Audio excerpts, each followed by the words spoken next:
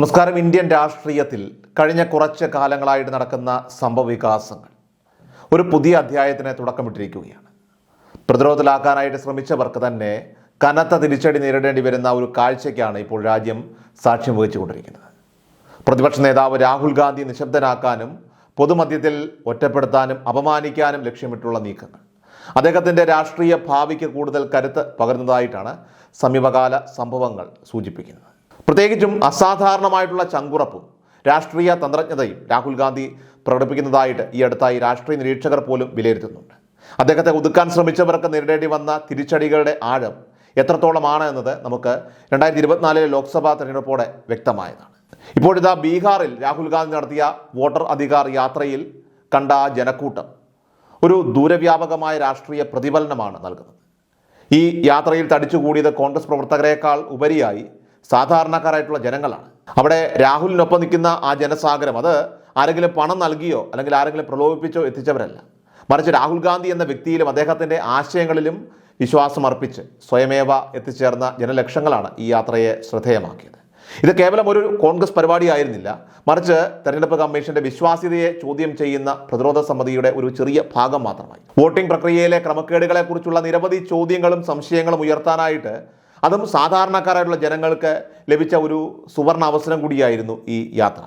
വോട്ടർമാരുടെ സംശയങ്ങൾ കേൾക്കാനും അതിന് പരിഹാരം കാണാനും അതിനെതിരെ ഒറ്റക്കെട്ടായിട്ട് പോരാടാനും രാഹുൽ ഗാന്ധി പ്രതിജ്ഞാബദ്ധനാണെന്നുള്ള സന്ദേശമാണ് ഈ യാത്ര മുന്നോട്ട് വെച്ചത്. തെരഞ്ഞെടുപ്പ് കമ്മീഷനും രാഹുൽ ഗാന്ധിയും തമ്മിലുള്ള പോരാട്ടം ഇവിടെ ഈ യാത്രയിലെ നിർണായകമായിട്ടുള്ള ഒരു വഴിത്തിരിവാണ്. കാരണം രാഹുൽ ഗാന്ധിയുടെ ആ ഗുരുതരമായിട്ടുള്ള ആരോപണങ്ങളെ തുടർന്ന് അദ്ദേഹത്തോട് മാപ്പ് പറയാനായിട്ട് കമ്മീഷൻ ആവശ്യപ്പെട്ടു. നടപടി സ്വീകരിക്കുമെന്ന മുന്നറിയിപ്പും മാപ്പെഴുതി നൽകണമെന്ന നിർദ്ദേശവും അവർ നൽകുകയുണ്ടായി. എന്നാൽ താൻ സവർക്കർ അല്ലെന്നും മാപ്പ് പറയാനായിട്ട് സൗകര്യമില്ലെന്നും രാഹുൽ ഗാന്ധി ശക്തമായ രീതിയിൽ പ്രതികരിച്ചു. ഈ നിലപാട് തെരഞ്ഞെടുപ്പ് കമ്മീഷനെ തീർത്തും പ്രതിരോധത്തിലാക്കി. അതിൻ്റെ ഫലമെന്നോണം ഒരു പുതിയ സർവേ ഫലം ഇപ്പോൾ പുറത്തു വന്നിട്ടുണ്ട്. രാജ്യത്തെ തെരഞ്ഞെടുപ്പ് കമ്മീഷന്റെ വിശ്വാസ്യത കുത്തനെ ഇടിഞ്ഞതായിട്ട് ഈ സർവേ ഇപ്പോൾ വ്യക്തമാക്കുകയാണ്. പ്രത്യേകിച്ചും മധ്യപ്രദേശ് പോലെയുള്ള പ്രമുഖ സംസ്ഥാനങ്ങളിൽ ഈ ഒരു കമ്മീഷന്റെ മേലുള്ള വിശ്വാസ തകർച്ച വളരെ പ്രകടമാണ്.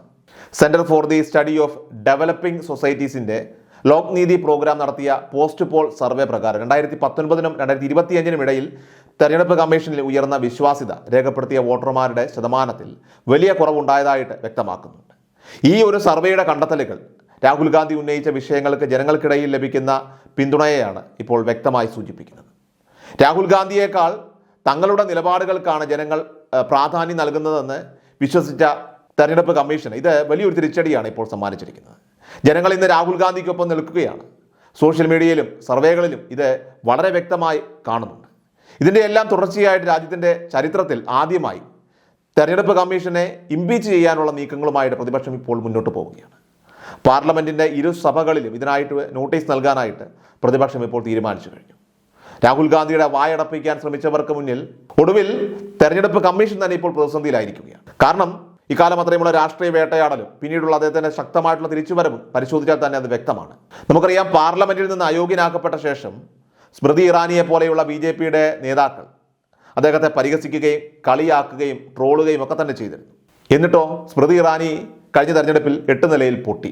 അതുപോലെ തന്നെ പ്രധാനമന്ത്രി നരേന്ദ്രമോദി പോലും രാഹുലിനെ മുന്നിൽ അട്ടഹസിക്കുന്ന കാഴ്ചയായിരുന്നു രാജ്യം കണ്ടത്. എന്നാൽ 2024 രാഹുൽ ഗാന്ധിയുടെ ഈ ഒരു തിരിച്ചുവരവ് BJP നേതൃത്വത്തെ അക്ഷരാർത്ഥത്തിൽ ഞെട്ടിച്ചു.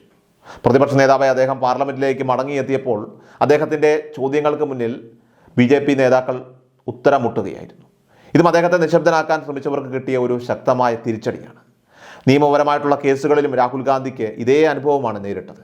വിവിധ സംസ്ഥാനങ്ങളിൽ രാഹുൽ ഗാന്ധിയെ ഓടിക്കുകയായിരുന്നു. വിവിധ കോടതികളിൽ അദ്ദേഹത്തിനെതിരെ മാനനഷ്ട കേസുകൾ ഫയൽ ചെയ്യപ്പെട്ടിട്ടുണ്ട്. എന്നാൽ ഈ നീക്കങ്ങളൊന്നും അദ്ദേഹത്തിൻ്റെ ആ ഒരു പോരാട്ട വീര്യം കെടുത്തുന്നതല്ല. പകരം അദ്ദേഹത്തെ കൂടുതൽ ശക്തിപ്പെടുത്തുകയാണ് ചെയ്തിരിക്കുന്നത്. സവർക്കർ, RSS, അദാനി തുടങ്ങിയ വിഷയങ്ങളിൽ അദ്ദേഹം നടത്തിയ ആ പരാമർശങ്ങൾക്കെതിരെ BJP നിയമ നടപടികൾ സ്വീകരിച്ചിട്ടുണ്ട്. എന്നാൽ ഈ വെല്ലുവിളികളെ രാഹുൽ ഗാന്ധി ഒരു അവസരമാക്കി അങ്ങ് മാറ്റിയെടുക്കുകയായിരുന്നു. തൻ്റെ രാഷ്ട്രീയ പ്രകടനങ്ങളെ കൂടുതൽ മെച്ചപ്പെടുത്താനുള്ള ഒരു മികച്ച പ്ലാറ്റ്ഫോമായി അദ്ദേഹം അതിനെ കൃത്യമായി ഉപയോഗിച്ചു. വർഷങ്ങൾക്ക് മുൻപ് രാഹുൽ ഗാന്ധിയെ പപ്പുമോൻ എന്നൊക്കെ വിളിച്ചു, അമൂൽ ബേബി എന്ന് വിളിച്ച് പരിഹാസ രൂപേണയും വിളിച്ചിരുന്ന ഒരു കാലമുണ്ടായിരുന്നു. എന്നാൽ ഈ പരിഹാസങ്ങൾക്കിടയിലാണ് അന്തസ്സായി തല ഉയർത്തി അദ്ദേഹം ഭാരത് ജോഡോ യാത്ര എന്ന പുതിയ ആശയവുമായി രംഗത്തെത്തിയത്. അന്ന് ഈ യാത്ര അത് വെറും ഒരു വ്യായാമത്തിൻ്റെ ഭാഗമാണെന്ന് പറഞ്ഞ് കളിയാക്കി പറഞ്ഞവർക്ക് കർണാടകയിലെ തെരഞ്ഞെടുപ്പ് ഫലം വലിയൊരു തിരിച്ചടിയാണ് സമ്മാനിച്ചത്. അവിടെ BJPക്ക് ഭരണം നഷ്ടപ്പെട്ടു. ഇതേ രീതിയിലുള്ള രാഷ്ട്രീയ മാറ്റമാണ് തെലങ്കാനയിലുമൊക്കെ തന്നെ സംഭവിച്ചത്. ജമ്മു കാശ്മീരിൽ യാത്ര പൂർത്തിയാക്കി തെരഞ്ഞെടുപ്പ് നടന്നപ്പോൾ അവിടെയും അധികാരം മാറിമറിഞ്ഞു. BJPയെ സംബന്ധിച്ച് അവരുടെ കോട്ടകളെന്ന് അവർ കരുതിയിരുന്ന പല സംസ്ഥാനങ്ങളിലും മണ്ഡലങ്ങളിലും വലിയ തിരിച്ചടിയാണ് അവർക്ക് നേരിടേണ്ടി വന്നത്. BJPയും ഗോദി മീഡിയകളും രാഹുൽ ഗാന്ധി കള്ളം പറയുന്നുവെന്ന് വരുത്തി തീർക്കാനായിട്ട് ശ്രമിക്കുമ്പോൾ ഇവിടെ യാഥാർത്ഥ്യം മറ്റൊന്നാണ്. കാരണം ഇവിടെ ജനലക്ഷങ്ങൾ അദ്ദേഹത്തിനെ കാണാനും അദ്ദേഹത്തെ കേൾക്കാനും വോട്ടിംഗ് ക്രമക്കേടുകൾ സംബന്ധിച്ച തങ്ങളുടെ പരാതികൾ, തങ്ങളുടെ പ്രശ്നങ്ങൾ പറയാനും അദ്ദേഹത്തിൻ്റെ അടുക്കലേക്ക് ഈ ഒരു വോട്ട് അധികാർ യാത്രയിലേക്ക് ഒഴുകിയെത്തുകയാണ്. വലിയ ജനസാഗരമാണ് കാണാൻ സാധിക്കുന്നത്. അതായത് ഒരു സൂചി കുത്താൻ ഗ്യാപ്പില്ലാത്ത വിധം വലിയ ജനസാഗരമാണ്. ജനപിന്തുണ രാഹുലിന് ഏറുകയാണ്. ഇത് രാഹുൽ ഗാന്ധി എന്ന പ്രതിപക്ഷ നേതാവിനെ ഒരു ജനകീയ നേതാവായി മാറ്റുകയാണ്. അതിൻ്റെ സൂചനകൾ തന്നെയാണ്. വർഷങ്ങളായ സാധാരണ ജനങ്ങൾക്കിടയിൽ പ്രവർത്തിച്ചും അവരുമായി സംവദിച്ചും ഇന്ത്യയെ അറിയാനുള്ള അദ്ദേഹത്തിൻ്റെ ആ ഒരു കഠിനാധ്വാനം, പ്രയത്നം അദ്ദേഹത്തെ ജനങ്ങളുടെ ഹൃദയത്തിൽ കൂടുതൽ അടുപ്പമുള്ളവരാക്കി. കാരണം കോർപ്പറേറ്റുകൾക്ക് വേണ്ടിയിട്ട് തീരെഴുതി നൽകുകയും നിയമങ്ങൾ മാറ്റിയെഴുതുകയും പൊതുസ്വത്തുക്കൾ കൈമാറ്റം ചെയ്യുകയും ചെയ്യുന്നവർ അവരറിയാതെ പോകുന്നത് സാധാരണക്കാരുടെ ഹൃദയത്തിൽ രാഹുൽ ഗാന്ധി എത്രമാത്രം ഇപ്പോൾ വേരൂന്നിയിരിക്കുന്നു എന്നുള്ളതാണ്. വോട്ടവകാശ ക്രമക്കേടുകൾക്കെതിരെ രാഹുൽ ഗാന്ധി ഇപ്പോൾ രാജ്യവ്യാപകമായി നടത്തുന്ന ഈ ഒരു പ്രചരണം BJPയെ സംബന്ധിച്ച് അവർക്ക് വലിയ വെല്ലുവിളിയാണ് ഇപ്പോൾ ഉണ്ടാക്കിയിരിക്കുന്നത്. അതുകൊണ്ട് തന്നെ ഇനി മുന്നോട്ട് അങ്ങോട്ട് തെരഞ്ഞെടുപ്പ് കമ്മീഷനെ സംബന്ധിച്ച് അവർക്ക് നിലവിൽ ആ രീതികൾ അത് തുറന്നു പോകാനായിട്ട് കഴിയില്ല. ഇത് വളരെ വ്യക്തമാണ്.